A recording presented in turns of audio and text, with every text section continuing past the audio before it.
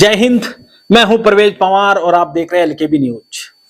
देश में इन दिनों अगर सबसे अधिक चर्चाएं किसी मुद्दे की हैं तो देश के गृह मंत्री अमित शाह के उस बयान की हैं जिसमें वह राज्यसभा में खड़े होकर डॉक्टर बाबा साहब भीमराव अंबेडकर को लेकर कहते हैं कि अंबेडकर अंबेडकर अंबेडकर एक ट्रेंड बन गया है।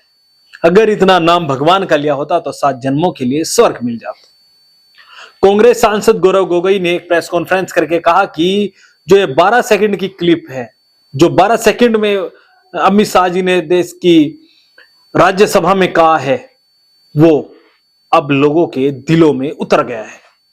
यानी लोगों के बीच वह पूरी तरह से पहुंच गया है और उनका कहना था कि लोग अब समझ गए हैं कि भारतीय जनता पार्टी संविधान विरोधी पार्टी है और संविधान निर्माता बाबा साहब डॉक्टर भीमराव अंबेडकर का जिस तरीके से मजाक सदन में उड़ाया गया, जिस तरह से उनके नाम को लेकर कहा गया, उसको लेकर गौरव गोगोई भी काफी आक्रामक नजर आए।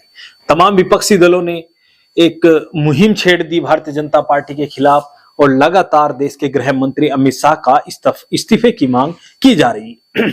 आजाद समाज पार्टी ने प्रदर्शन किया। आज उत्तर प्रदेश में समाजवादी पार्टी ने जिला स्तरीय एक प्रदर्शन किया जिसमें सपा के विधायक और सांसदों ने हिस्सा लिया और एक ज्ञापन तमाम जिलों से महामहिम राष्ट्रपति के नाम भेजा गया जिसमें अमित शाह जी पर कार्रवाई करने की बात कही गई है। और इसके अलावा कहा गया कि बाबा साहब डॉक्टर भीमराव अंबेडकर को लेकर जिस तरह के शब्दों का चयन किया गया है, जिस तरह से उनके बारे में कहा गया है, उससे दलित, शोषित, वंचित, अल्पसंख्यक, पिछड़ा वर्ग तमाम लोगों की भावना आहत हुई है, ऐसा समाजवादी पार्टी द्वारा ज्ञापन में कहा गया है।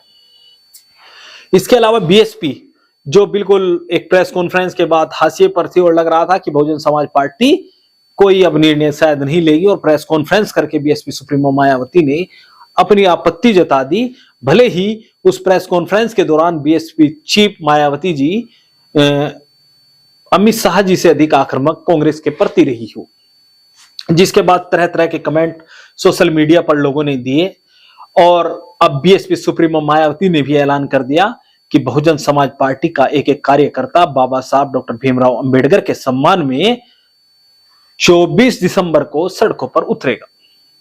अब बहुजन समाज पार्टी ने भी यह स्टैंड ले लिया। इसके अलावा कांग्रेस, देश का मुख्य विपक्षी दल कांग्रेस ने भी ऐलान कर दिया कि वह 3 दिवसीय प्रदर्शन करेंगे। 22 दिसंबर और 23 दिसंबर में देश भर में 150 से अधिक प्रेस कॉन्फ्रेंस करके कांग्रेस पार्टी जो देश के गृह मंत्री है अमित शाह, उनका इस्तीफा मांगेगी, जिसको लेकर देश भर में कांग्रेस पार्टी ने अपने सांसद, लोकसभा और राज्यसभा, इसके अलावा पीसीसी के जो कांग्रेस पार्टी के जो बड़े पदाधिकारी है उन सबको निर्देशित कर दिया है। ऐसा दावा कांग्रेस के प्रवक्ता पवन खेरा जी का है। उनका कहना है कि देश भर में कांग्रेस पार्टी 3 दिवसीय प्रदर्शन करेगी। 2 दिन तो प्रेस कॉन्फ्रेंस होंगी। 150 प्रेस कॉन्फ्रेंस का दावा कांग्रेस द्वारा किया जा रहा है।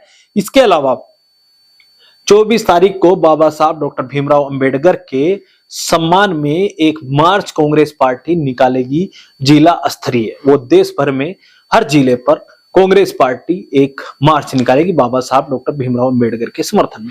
इसके अलावा उद्धव ठाकरे की जो शिवसेना है वो भी लगातार बाबा साहब डॉक्टर भीमराव अंबेडकर के सम्मान में अपनी पार्टी की ओर से विरोध कर रहे हैं और देश भर में अलग अलग राजनीतिक दल, मुख्य विपक्षी राजनीतिक दल जो इंडिया अलायंस का हिस्सा है, वो तमाम राजनीतिक दल इसमें शामिल हो रहे हैं।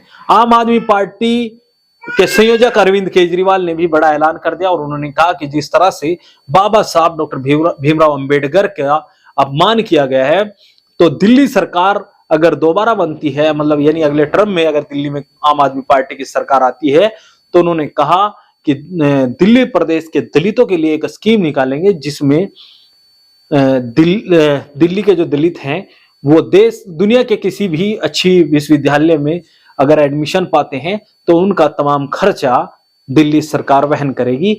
ऐसा वायदा चुनावी समय में अरविंद केजरीवाल ने भी दिल्ली में कर दिया है। तो कुल मिलाकर देश भर में भारतीय जनता पार्टी के लिए अमित शाह का यह बयान खतरे की घंटी बना हुआ है और जिस तरह से पूर्व के चुनाव में संविधान बचाने को लेकर विपक्षी दलों ने संविधान बचाने के मुद्दे पर चुनाव लड़ा, जिसका नतीजा भी हुआ कि भारतीय जनता पार्टी अपने दम पर केंद्र में सरकार नहीं बना पाई। एनडीए के सहयोग से, अन्य दलों के सहयोग से वह सरकार बनाने में जरूर कामयाब रही। तो कुल मिलाकर बाबा साहब डॉक्टर भीमराव अंबेडकर को लेकर दिए गए बयान पर Samajwadi party, Azad Samaj party, Bahujan Samaj party, Congress party समेत तमाम राजनीतिक दल अमित शाह जी के इस्तीफे की मांग कर रहे हैं और चाहते हैं कि किसी भी तरीके से अमित शाह जी माफी मांगे और अपना इस्तीफा दे या माफी मांगे। इस तरह की मांग की जा रही है, जो हालांकि ऐसा नहीं लगता कि भारतीय जनता पार्टी या भारत सरकार उनकी इस मांग को स्वीकार करेगी, या अमित शाह माफी मांगे या उनको मंत्रिमंडल से हटाया जाए, ऐसा कोई फैसला भारतीय जनता पार्टी लेगी, इसकी उम्मीद अभी शून्य है। यानी इसकी कोई उम्मीद अभी नहीं है। भविष्य में क्या होगा यह देखने वाली बात होगी, लेकिन जिस तरह से देश में अमित शाह जी के बयान को लेकर राजनीति गरमाई है, उससे भारतीय जनता पार्टी की टेंशन जरूर बढ़ी है। तो आगे की अपडेट के लिए बने रहिए एलकेबी न्यूज के साथ। चैनल अगर आपने अभी तक सब्सक्राइब नहीं किया तो चैनल को जरूर सब्सक्राइब कर लें। वीडियो अगर फेसबुक पेज पर देख रहे हैं तो हमारा